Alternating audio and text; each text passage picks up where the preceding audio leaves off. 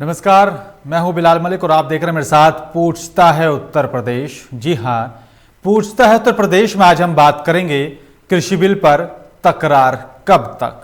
वो हम इसलिए कह रहे हैं क्योंकि कई दिन हो चुके हैं, यहां पर किसान अपनी समस्या को लेकर सड़कों पर बैठा हुआ है। सरकार से बातचीत भी की लेकिन समस्या का समाधान नहीं हुआ। अब ये पूछता है उत्तर प्रदेश में हम पूछेंगे कि कृषि बिल पर तकरार कब तक, ये तकरार कब तक चलता रहेगा। और जिस तरह से इस कड़कड़ाती ठंड में किसान सड़कों पर हैं, सरकार तक अपनी आवाज को पहुंचाने की कोशिश कर रहे हैं, कितना वक्त लगेगा सरकार तक अपनी आवाज को पहुंचाने में, अपने मुद्दों को उठाने में, और सरकार कितना वक्त लेगी।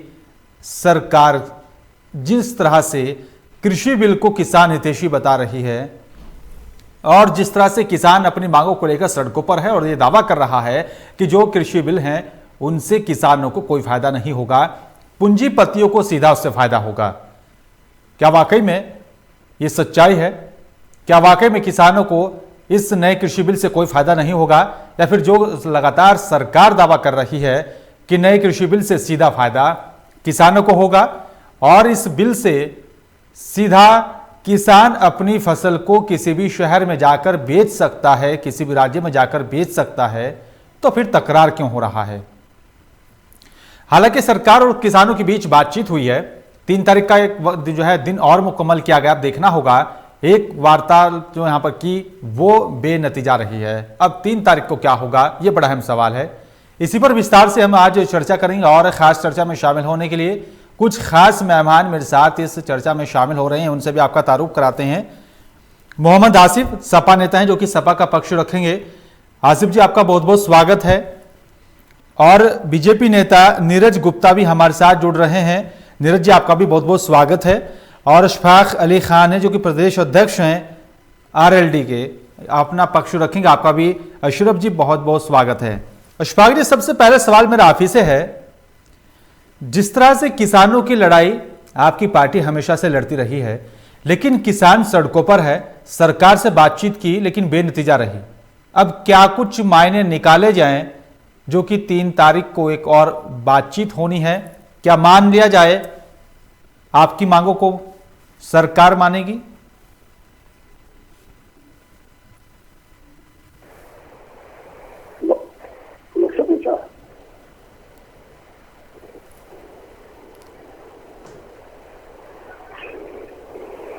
इशफाक जी, आपको मेरी आवाज मिल पा रही है? जी, आप मुख्तलिफ हैं। जी सर, क्या लगता है आपको किसानों की जो समस्या है, जो मांगे हैं किसानों की कृषि बिल को लेकर, क्या वाकई में कल जो बातचीत होनी है उसमें सरकार उन मांगों पर मंथन करेगी? बिलाल साहब, शुक्रिया। सबसे पहले मैं कहना चाहूंगा कि सरकार अपनी मंशा साफ करे, अपनी नीयत साफ करे। यहाँ पर नए कानून का सवाल बाद में है, पहले सरकार की नीयत के ऊपर सवाल। सरकार की अगर नीयत साफ है तो कोई दिक्कत नहीं। सरकार की नीयत साफ होना ही सब कुछ है। नए कानून सरकार लाई है, सरकार का जो नजरिया है वो सरकार जानती है, लेकिन किसानों को यकीन में नहीं लेती है। किसान की जब फसल बुआई की जाती है, क्या जो मान्यवर महानुभाव जो नेता कानून बना रहे हैं, क्या वो जानते हैं कि कितना पैसा लगता है फसल में, कितना उसमें बीघे में बीज लगता है, किसान की क्या कीमत आती है? सरकार अनाप शनाप बैठकर गुमराही में जो नए नए कानून बना रही है, पहले तो मैं सबसे पहले उसकी मजम्मत करता हूँ। वो गलत कानून बना रही है।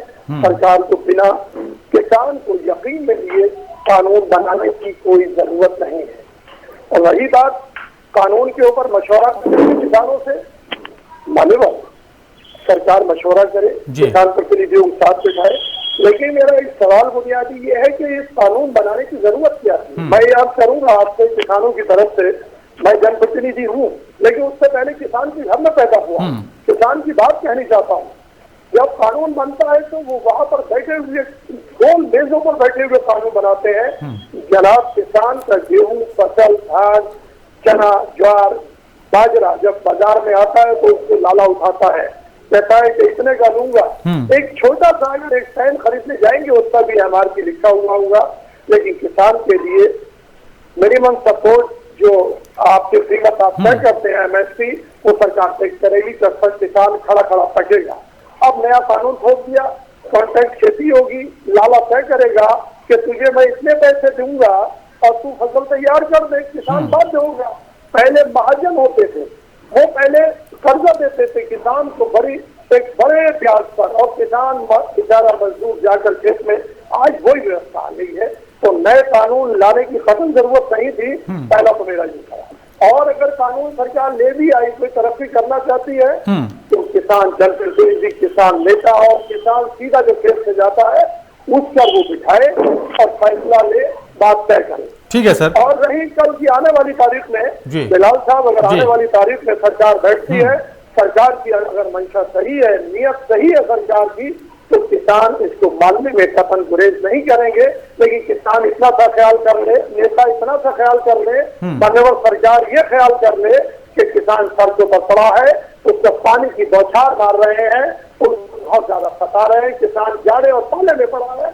तो इस बात पर भी सरकार नजर रखते हुए अपनी नियत साफ करके मशवरा करे, किसान को मानने में कोई गुरेज नहीं है। ठीक है सर। आसिफ जी, आपको क्या लगता है, कल जो बातचीत किसान और सरकार की हुई बेनतीजा रही? किसान और सरकार में बात क्यों नहीं बन रही है? जो सरकार से मांग की जा रही है किसानों की तरफ से, उस पर कोई औपचारिक ऐलान या फिर कोई कदम सरकार की तरफ से क्यों नहीं उठाया जा रहा है?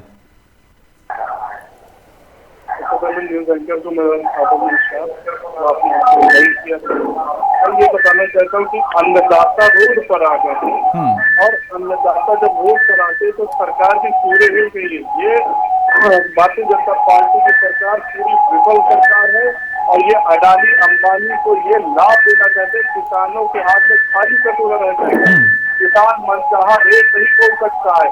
जब ये लोग अपना रेट तय करेंगे तब वही रेट होगा, दूसरे मनचाहे रेट पे अपने ले जाएंगे, वो अपना रेट फाइनल करेंगे। और इसमें किसान बहुत रोड पर आंदोलन कर रहा है पूरे भारत में, और सरकार को ये आदेश वापस लेना पड़ेगा, वरना ये आंदोलन जारी रहेगा। समाजवादी पार्टी भी आंदोलन के साथ है, क्योंकि भाई अन्नदाता जनता रोड पर आया है तो बड़ी मुश्किलें, बड़ी मशक्कतें पैदा हुई है। समाजवादी पार्टी राष्ट्रीय अध्यक्ष ने आदेश भी कर दिया है कि भाई अन्नदाता के साथ कोई अन्याय नहीं होने देंगे, कृषि बिल किसी भी कीमत पर पास नहीं होने देंगे। ठंड में आप ठंडा पानी, हम अपने हक की आवाज नहीं रख सकते किसान भाई, और आप ऊपर से पानी फेंक रहे हैं, ठंडा पानी गिरवा रहे हैं, दबाव बना रहे हैं, जो वोट दिया उसी को दबाया जा रहा है। अडानी अंबानी को हर चीज प्राइवेट करते चले जा रहे हैं, शिक्षा मित्रों की नौकरी खाली, और इधर ये प्लेन बेच दिए, एयरपोर्ट बेच दिया, हर चीज बेचने का काम कर रही। तो इससे लाभ क्या दे रही हिंदुस्तान के आवाम को? ठीक है सर। प्रधानमंत्री बनाया है, ठीक है सर। जिसने इनको प्रधानमंत्री बनाया, तो इस दिन के लिए कि हिंदुस्तान का कोना कोना टुकड़ा टुकड़ा देश का ये सरकार, ठीक है सर, इसलिए ये सरकार बनाई गई है। ठीक है आसिफ जी। नीरज गुप्ता जी, ठीक है आसिफ जी, मैं लौटूंगा आपके पास। ठीक है आसिफ जी, मैं लौटूंगा आपके पास। नीरज गुप्ता जी, अगर किसान जो आंदोलन कर रहे हैं उन किसानों को विपक्ष का साथ मिल रहा है, आप तो सत्ता में हैं, तो सरकार क्यों नहीं किसानों की मांगे मानने को तैयार है? जो कृषि बिल है, अगर उसमें कुछ खामियां हैं तो सरकार को बीच का रास्ता निकालना चाहिए सर। देखिए, मैं जानकारी के लिए बता दूं, हमारे जो आरएलडी के प्रदेश अध्यक्ष जी हैं और जो हमारे सपा नेता हैं, इन्होंने जो अपनी बातें रखी, मैं स्पष्ट रूप से कहना चाहता हूं कि भारतीय जनता पार्टी नरेंद्र मोदी की सरकार किसान की हितैषी सरकार है। और मैं साफ तौर से कहना चाहता हूं कि अगर किसानों के लिए किसी सरकार ने काम किया है तो सिर्फ नरेंद्र मोदी भारतीय जनता पार्टी सरकार ने किया है। और जो इनका मुद्दा है कि किसी जो हमारे ये कानून आया है, कृषि बिल आया है, इसके लिए आज भी कल भी विज्ञान भवन में बैठक हुई है, हमारे कृषि मंत्री जी के साथ में कई मुद्दों पर चर्चा हुई है, और जो कुछ विषय रह गए हैं उन पर कल चर्चा होगी। हमारे सरकार के द्वारा ये किसानों के जो जनप्रतिनिधि है उनसे कहा गया है कि सरकार एक कमेटी बनाना चाहती है जिसमें वो सरकार के सदस्य भी रहेंगे, किसान के जनप्रतिनिधि भी रहेंगे, किसान नेता रहेंगे,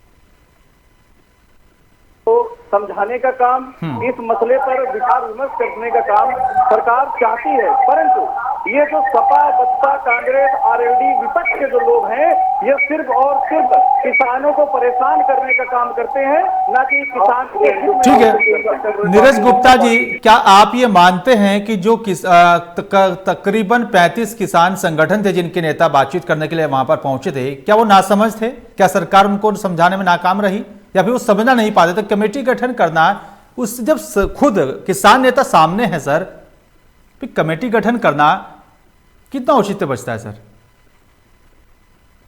जनप्रतिनिधि हैं, जो किसान के नेता हैं, मैं साफ तौर से कहना चाहता हूं कि हमारा जो किसान बिल सरकार के द्वारा लाया गया, इसमें कोई भी खामियां नहीं है। हमारा किसान अपनी फसल को किसी भी जगह ले जाकर के बेच सकता है। यदि इसमें किसानों की कोई समस्या है इसमें भी, तो भी हम सरकार बात करने के लिए तैयार हैं। लेकिन विपक्ष सिर्फ और सिर्फ किसान को बरगलाने का काम कर रहा है। जब किसान अपनी फसल किसी भी शहर में किसी भी जगह पर बेच सकता है, तो निश्चित ही रूप से उसकी आमदनी दोगुनी और चौगुनी होने में कोई भी देर नहीं लगेगी, जबकि ये सरकारें किसान को बरगलाने का काम कर रही हैं। लेकिन नीरज गुप्ता जी, किसानों का सवाल और मांग ये है कि एमएसपी को लेकर सरकार साफ नहीं कर रही है जी। एमएसपी को लेकर सवाल किया जा रहा है सर।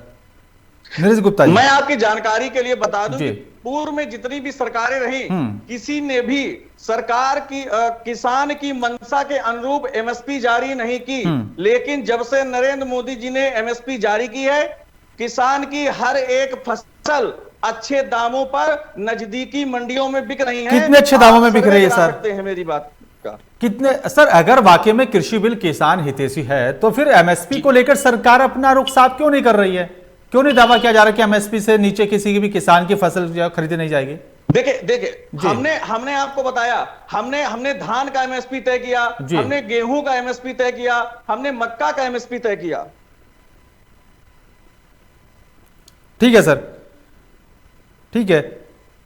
अशफाक जी, आप अगर किसान खेतों में काम करे या फिर सड़कों पर उतरकर विरोध प्रदर्शन करे, क्या मानते हैं आप अशफाक जी? जी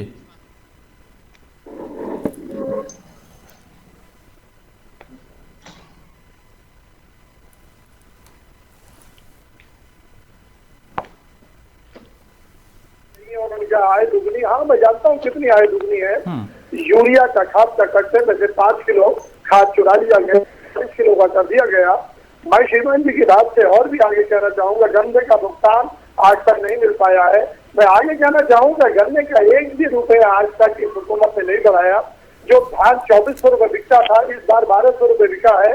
गेहूं की बात गौर कीजिए, दला और तिलहन की बात करेंगे, किसान रो रहा है। बिजली का बिल उत्तर प्रदेश की बात कीजिए जरा, बिजली का बिल दूना हो गया। समाजवादी पार्टी की जब हुकूमत गई थी, 700 रुपए ट्यूबवेल का बिल जाता था मान्यवर, आज 1800 रुपए जा रहा है। बात कीजिए किसान, मीटरों के बिजली के मीटर के बिल लगाए जा रहे हैं, जिनसे अनाप शनाप बिल वसूला जा रहा है। समाजवादी पार्टी की हुकूमत में मैं विधायक था, उन्होंने बम्बे का ट्यूबवेल का सरकारी का बिल माफ किया और पानी मुफ्त में किया। जनाब, आप इन बातों की गौर कीजिए। और जहां तक रही आपके बताने की बात कि आप बता रहे हैं कि किसान कहीं भी आज के नए कानून में बेच सकता है, ये पहले से ही कानून व्यवस्था है। किसान अपनी मंडी को लेकर कहीं भी अपने उसको बेचता है। अगर उसे लखनऊ की मंडी में अच्छा अनाज का फसल मिलती है तो बेचता है, और आम की फसल अगर कमजोर है लखनऊ की मंडी में बिक रही तो कलकत्ता तक बेचता है। अब आम के व्यापारी भी है और किसान भी है, गन्ने के भी। तो अब रही बात इस बात की कि किसान सड़कों पर मर रहा है, किसी पर कोई फर्क पड़ने वाला नहीं है।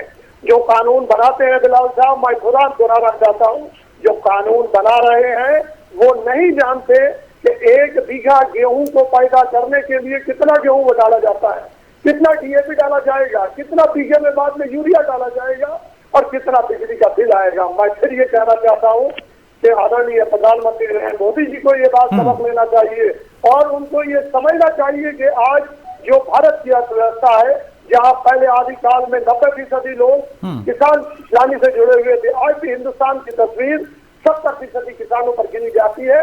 लेकिन अगर यही हक रहा तो ये अन्नदाता खत्म हो जाएगा। ठीक है अशफाक जी, लेकिन सवाल ये है कि समस्या का समाधान कैसे होगा?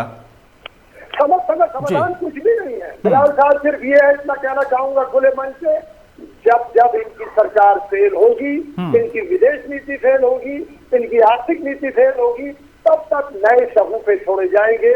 नजीर है, जीएसटी आएगी। आज तक जीएसटी का स्तर क्या नहीं जानता कितनी जीएसटी लगेगी, व्यापारी परेशान है। आज तक इस बारे में कोई ये नहीं जानता नोटबंदी आई थी, क्यों आई थी, कैसे आई थी, सालों उसमें गुजार दिए। अब ये नया बिल आ गया है, चुनाव तैयार है, 2024 तक इस देश में मुसलसल चुनाव है। ठीक है सर। 2022 में आप जा रहे हैं उत्तर प्रदेश में, किसान बरगलावा रहेगा, परेशान रहेगा। ये हिटलर की वो नजीर याद आती है कि जब वो सदन में आया तो एक मुर्गे के पर उछेड़ता हुआ उसको उसने तबाह कर दिया, वो बिल्कुल नंगा हो गया। बाद में उसको उसने छोड़ दिया और एक एक दाना डालता रहा और मुर्गा उसके पीछे चलता रहा। आज हिंदुस्तान की ये तस्वीर बनने जा रही है। ठीक है सर। किसी पे कोई फर्क नहीं पड़ता हुकूमत पर, किसान मरे या जिए उन पर क्या फर्क पड़ता है। ठीक है सर। उस पर जो अंदर से भी काम करता है। ठीक है सर। अशफाक जी, अगर वाकई में सरकार अच्छा काम कर रही है, आने वाला जो चुनाव है, अगर उत्तर प्रदेश की बात कीजिए 2022 में चुनाव होने वाले, तो जनता वहां पर जो है जवाब देगी सरकार को। अगर वाकई में अच्छा काम नहीं हो रहा तो उसका भी जवाब दिया जाएगा। बिलाल साहब जी, मैंने अभी आपके सामने तस्वीर पेश की कि हिटलर ने पर मोड़ की और बाद में गाना खिला दिया। विडंबना ही ये है हिंदुस्तान की तस्वीर में, जो महानुभाव अभी मेरे साथी गुप्ता जी फरमा रहे थे, अगर गाय गोबर और पाकिस्तान का सब हटा दे तो अगर फिर ये सियासत में आए तो बात की जाती है। कहाँ विकास की बात होती है, कहाँ मुद्दों की बात होती है। ठीक है सर। बात होगी कहीं की, हिंदू मुसलमान की बात होगी, छोड़ दीजिए। ठीक है सर। वो हर एक पार्टी में होता है, किसानों को लेकर हर एक पार्टी अपने अपने हिसाब से राजनीति करती रही है। सर, किसानों की समस्या आज की नहीं है अशफाक जी, किसानों की समस्या एक लंबे वक्त से चली आ रही है, लेकिन केंद्र की नरेंद्र मोदी सरकार से किसानों को काफी उम्मीदें थी। सर, मैं आपसे अर्ज करूं, मैं अपने साथियों को भी खुले मन से सुनाना चाहता हूं, जिस दिन से 2014 से आदरणीय नरेंद्र मोदी जी हिंदुस्तान की हुकूमत में आए हैं, सरकार में आए हैं, वो खुद उठाकर देख ले, उन्होंने सदा चिल्लाए कि हिंदुस्तान में किसानों की आय दूनी कर दी जाएगी। ठीक है। नजीर तो देखिए आज किसान मरने पे है। मैं फिर एक शब्द में कहना चाहूंगा बिलाल साहब कि उनका मकसद, जिसका जो मकसद होगा, उनका वो मकसद नहीं है वो किसान की आय दूनी करे। उनका मकसद है फसाद, नए शगुफे छोड़ना, नई बातें करना, ठीक है सर, मूल मुद्दों से जनता को हटाना। ठीक है सर। आसिफ जी, आपको क्या लगता है, क्योंकि आप भी किसान हितैषी होने का दावा कर रहे हो, किसानों के पूरे आंदोलन में उनके साथ खड़े हैं आप, एक बैठक, एक वार्तालाप जो है वो बेनतीजा रही, एक दिन और है, बैठक होगी, किसानों से बातचीत होगी, अगर सरकार किसानों की मांगों को नहीं मानती है तो किसानों का अगला कदम क्या होगा? किसान भाइयों ने हमारे जी पहले ही कह दिया कि आंदोलन जारी रहेगा। हम 6 महीने का राशन लेकर के आए, हम परिवार सहित रोड पर बैठे रहेंगे। आपको जितना ठंडा पानी मारना है मार लीजिए, आंसू गैस छोड़ना है छोड़ लीजिए, कोई दिक्कत नहीं। किसान ये विरोधी एमएसपी बिल हटवा करके ही मानेंगे। इस जल्दी जालिम सरकार को जल्द से उखाड़ फेंकेंगे। किसान बनाता है, किसान ही उजाड़ के फेंक देगा, क्योंकि इस बिल से सिर्फ बड़े उद्योगपतियों को कुछ फायदा होना है। किसान जो छोटा किसान है वो मर जाएगा, उसको अपना सामान बेचने में बड़ी मशक्कत से आ जाएगी, तो वो अपना मनचाहा रेट पे अपना जो भी सामान होगा बेचेंगे। ये है अडानी अंबानी को फिर से लाभ देना, धीरू भाई अंबानी कंपनी को फिर से लाभ देना। ये सिर्फ उद्योगपतियों की सरकार है, उद्योगपतियों को लाभ पहुँचाएंगे बस। और कोई क्या कर रहा है, जी रहा है, मर रहा है, उससे नहीं मतलब है किसी चीज को। ठीक है सर। ये समाजवादी पार्टी की सरकार होती तो यहाँ पर एमएसपी नहीं लागू होने देती। ठीक है सर। नीरज गुप्ता जी, आपकी सरकार पर यह आरोप क्यों लगता है कि बीजेपी सरकार पूंजीपतियों की सरकार है, अडानी अंबानी को फायदा पहुंचाने का काम सरकार लगातार करती है, इस तरह के आरोप क्यों लगते हैं सर? जी बिलाल मलिक जी, मैं सबसे पहले अशफाक अली खान जी की जो हमारे अशफाक अली खान जी हैं उनकी बात का जवाब देना चाहता हूँ। जो बोले किसान हितैषी की बात कर रहे हैं, बिल्कुल सर। केंद्र में जब से नरेंद्र मोदी जी की सरकार आई है तो सबसे पहले सम्मान निधि दे करके किसानों के हितैषी जो बनने का काम किया है वो हमारी भारतीय जनता पार्टी की सरकार ने किया है, जिसमें 2000 रुपए तिमाही में हर किसान के खाते में डायरेक्ट भेजने का काम कर रही है। इन्होंने दूसरी बात कही यूरिया की, तो प्रधानमंत्री नरेंद्र मोदी के नेतृत्व में नीम कोटेड करके यूरिया को नीम कोटेड किया गया। आज कहीं भी यूरिया की किल्लत नहीं है, नहीं तो यूरिया के पीछे किसानों की लंबी लंबी लाइनें देखी जा सकती थी। आपने भी देखी है, मुझे लगता है अशफाक अली खान ने भी देखी होगी। होगी। इन्होंने गांधी यूरिया में बड़े पैमाने पे चल रही है। अभी ने जो इन्होंने बिजली की बात की है, आप बोलने का समय दीजिए, मैंने इनके बीच में नहीं बोला। ठीक है सर, एक एक करके बोलिए सर। ठीक है अशफाक जी जवाब ले लेते हैं नीरज जी से। ठीक है सर, एक एक करके बात कीजिए ताकि हमारे दर्शकों को भी समझ में आए हम जो बातचीत कर रहे हैं। मैं ध्यान से कहना चाहता हूँ, इन्होंने बिजली की बात की है, नरेंद्र मोदी सरकार ने घर घर मुफ्त बिजली देने का काम किया है। मेरे दोस्त किसान का करते हैं आपको, आप अभी से बोलने में कोई अधिकार नहीं है। आप आपको करना चाहिए। मैंने आपकी बात सुनी, आप मेरा बात सुनना चाहिए।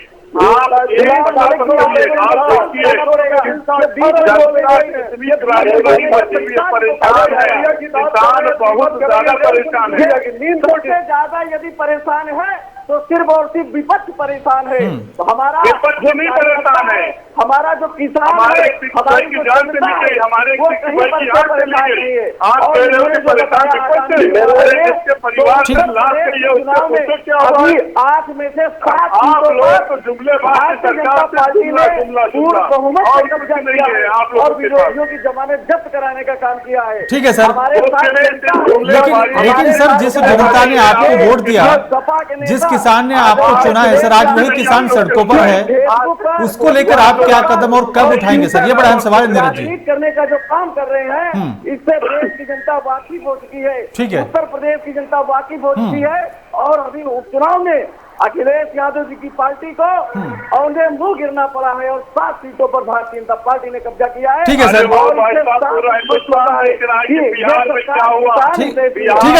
ठीक है नीरज जी, उस पर भी हम बात करेंगे। नीरज जी एक सीधा सा सवाल है मेरा आपसे। ठीक है सर, ठीक है नीरज जी एक सीधा सा सवाल है मेरा आपसे। ठीक है अशफाक जी मैं लौटूंगा आपके पास, अशफाक जी मैं लौटूंगा आपके पास। नीरज जी सीधा सवाल मेरा आपसे ये है, जो सड़कों पर बुजुर्ग किसान सरकार तक अपनी आवाज को पहुंचाने की कोशिश कर रहे हैं सर, उनको लेकर क्या कदम उठाएंगे आप?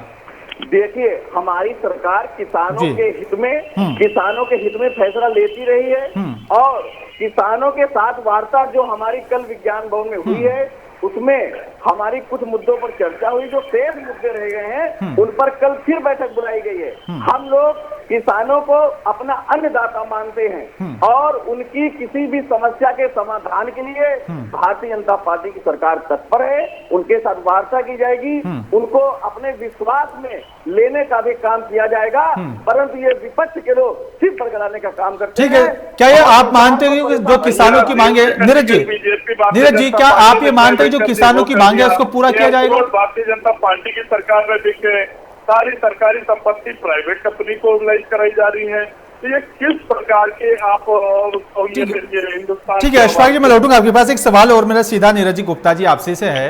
नीरज जी क्या ये मान लिया जाए, क्या वाकई में सरकार किसानों की मांगों को मानेगी? सीधा सवाल सर। मानना पड़ेगा, पहले इनको आप शांत कराइए। ठीक है सर, ठीक है सर, आप अपनी बात पूरी कीजिए सर। जी मैं ये कहना चाहता हूँ कि किसानों के मुद्दे पर हर एक बिंदु पर सरकार चर्चा करने के उपरांत किसानों को ये बताने का कार्य कर रही है कि ये जो किसान बिल आया है ये किसानों के हित में है। किसान अपनी फसल किसी भी कीमत पर किसी भी शहर में किसी भी मंडी में बेच सकता है। ये विपक्ष के द्वारा जो बरगलाया जा रहा है तो सर आप समझाने की कोशिश क्यों नहीं करते सर? अगर कहीं कुछ खामियां हैं, अगर जागरूकता नहीं है किसानों में, उसको लेकर कदम क्यों नहीं उठाया जा रहा है सर?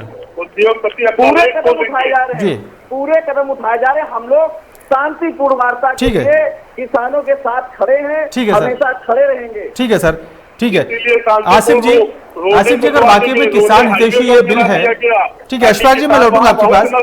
ठीक है सर आसिफ जी, अगर वाकई में ये कृषि बिल किसान हितैषी है और किसानों को सीधा फायदा होगा, फिर सड़कों पर कौन लोग हैं? सड़कों पर किसान क्यों उतर रहा है? क्यों उतर रहा है? Why are you reason? Asif जी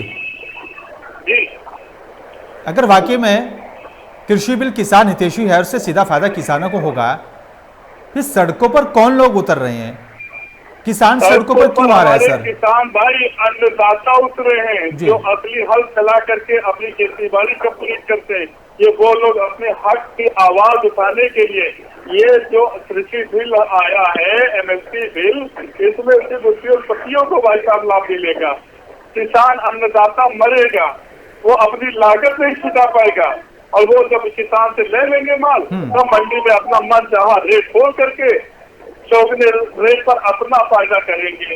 किसान का इसमें कहीं पर किसी भी प्रकार से फायदा नहीं हो रहा है।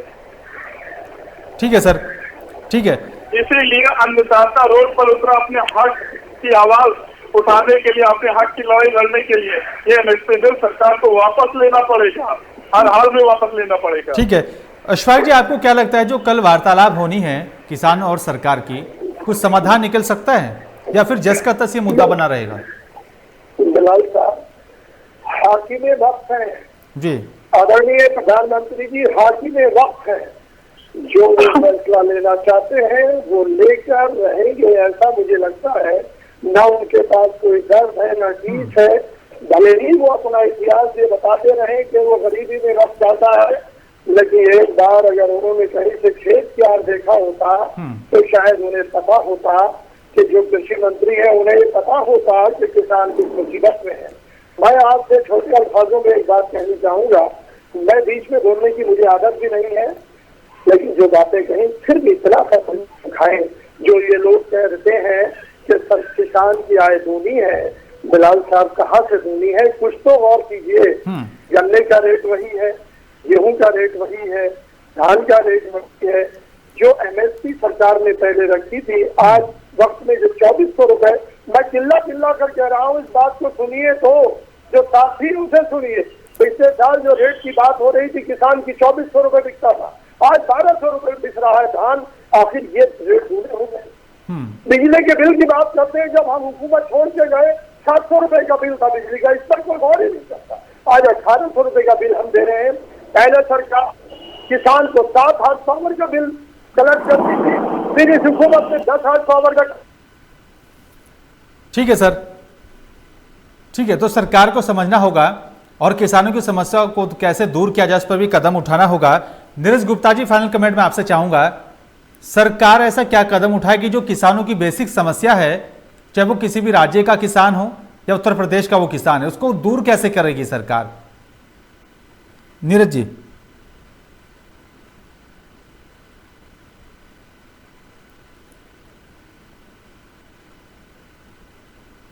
नीरज जी, आपको मेरी आवाज मिल पा रही है?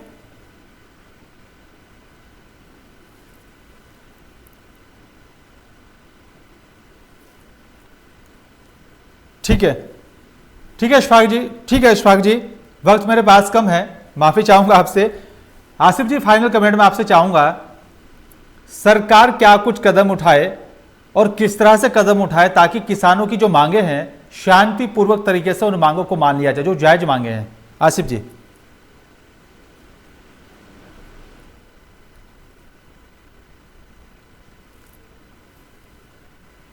तो देखना होगा कि आखिरकार सरकार जो है, जो कल बातचीत होगी किसानों से, उसमें क्या कुछ निकलकर सामने आएगा। आप तीनों मेहमानों का मेरे साथ इस चर्चा में शामिल होने के लिए बहुत बहुत धन्यवाद, बहुत बहुत शुक्रिया आपका। लेकिन सवाल यही है कि किसानों को लेकर सरकार के साथ जो कल बातचीत होगी उसमें क्या कुछ समाधान होगा, और जो किसान इस कड़कड़ाती ठंड में, जो बुजुर्ग किसान कड़कड़ाती ठंड में सड़कों पर उतरकर अपनी मांगों को लेकर सरकार तक अपनी आवाज को पहुंचाने की कोशिश कर रहा है, क्या वाकई में किसानों की समस्या का समाधान हो पाएगा? जिस तरह से एमएसपी को लेकर सवाल उठाया जा रहा है, क्या सरकार किसानों की जो समस्या है, जो एमएसपी को लेकर सवाल उठाया जा रहा है, उस पर बीच का रास्ता निकालेगी या नहीं? ये बड़ा अहम सवाल है। ये देखना होगा, जो आगामी बैठक होनी है, देखना होगा किसानों की मांगे कब और कैसे पूरी होंगी। फिलहाल मेरे साथ सिर्फ इतना ही। नमस्कार।